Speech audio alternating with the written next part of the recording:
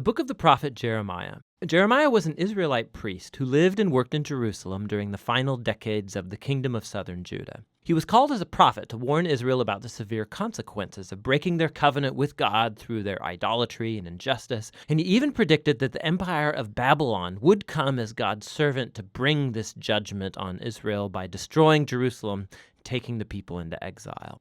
And sadly, his words became reality. Jeremiah lived through the siege and destruction of Jerusalem and witnessed the exile personally.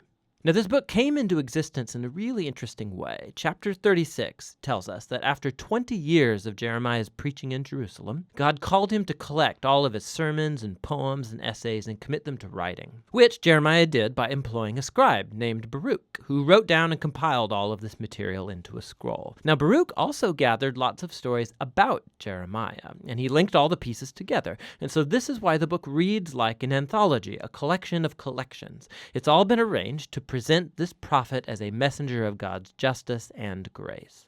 So the book begins with God calling Jeremiah to be a prophet, and he's given a dual vocation. He will be a prophet to Israel, but also to the nations, and his words will both uproot and tear down, but also plant and build up. In other words, he's going to accuse Israel and warn them of God's coming judgment, but he also has a message of hope for the future.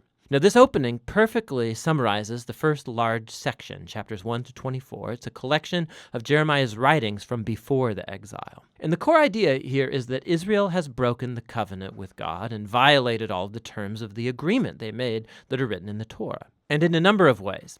They've adopted the worship of all kinds of Canaanite gods, building idol shrines all over the land, and Jeremiah develops the metaphor of idolatry as adultery, and uses the language of prostitution, promiscuity, unfaithfulness to describe how Israel has given their allegiance to other gods. Jeremiah also repeatedly accuses Israel's leaders.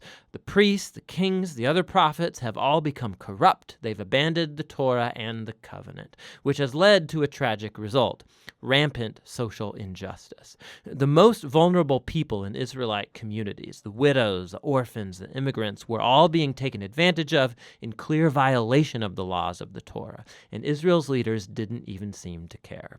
So a classic place where all of these ideas come together is in chapter 7. It's called Jeremiah's Temple Sermon. The Israelites are coming to worship their God in the temple as if everything is just fine, but outside the temple they are worshiping other gods, and some were even adopting the horrifying Canaanite practice of child sacrifice. And so Jeremiah makes his very unpopular announcement. The God of Israel is coming in judgment. He's going to destroy his own temple and punish Israel by sending an enemy from the north. This is an army that God would allow to conquer Jerusalem, and as you read on, you discover he's talking about the great empire of Babylon. And so this all leads up to a transition in chapter 25.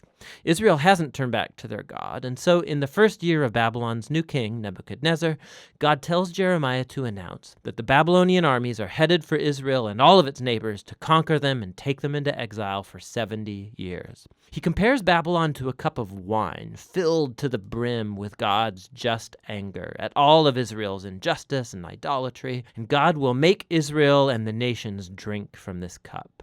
Now, this chapter is key to the book's design because everything that follows is going to focus on Babylon's coming attack. First on Israel in chapters 26 to 45, and then on the other nations in chapters 46 to 51. The section about Israel first contains stories about how Jeremiah begged Israel to turn back, how he warned them right up to the last minute, but the leaders of Israel kept rejecting him. This section concludes with a large collection of stories about how Jerusalem was under siege and eventually destroyed by Babylon, and about how Jeremiah was persecuted all through that time and eventually kidnapped and taken against his will to Egypt by a group of Israelite rebels. Now, right here in the middle, in between all of these dark stories of disaster and judgment, is a collection of Jeremiah's messages of hope for Israel's future. So he picks up on Moses' prediction that after Israel had broken the covenant and gone into exile, see Deuteronomy 30, God would not abandon his people. Rather, he would renew his covenant with them and transform their hearts. Jeremiah develops this promise, and he says that God is going to one day inscribe the laws of the Torah, not on tablets, but rather on the hearts of his own people. He's going to heal their rebellion so that they can truly one day love and follow him fully. And so one day, Israel will return back to the land, and the Messiah from the line of David is going to come, and that's when all nations will come to recognize Israel's God as the true God. So these chapters are showing that despite Israel's apostasy, God is not going to let Israel's sin get the final word. Rather, his own faithfulness will bring about the fulfillment of his promises, no matter what.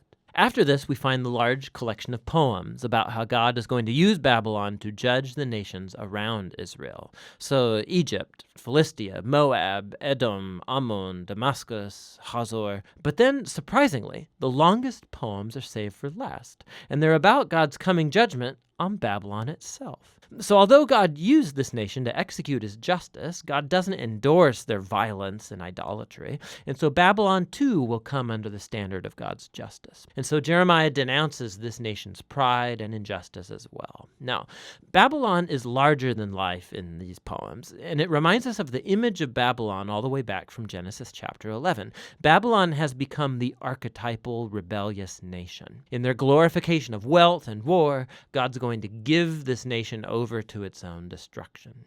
The book concludes with a story taken from the end of the book of 2 Kings. It tells about Babylon's final attack on Jerusalem, how they destroyed the city walls and burned the temple and took the people into exile. The story shows how Jeremiah's warnings of judgment from chapters 1 through 24 were fulfilled.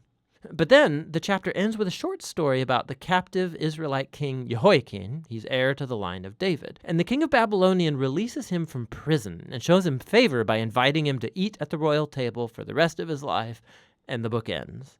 So it's a little glimmer of hope. And this recalls Jeremiah's promises of hope from chapters 30 to 33. God hasn't abandoned his people or the promise of a future coming king from David's line. And so while this book contains a huge amount of warning and judgment, the final words conclude with a note of hope for the future. And that's what the book of Jeremiah is all about.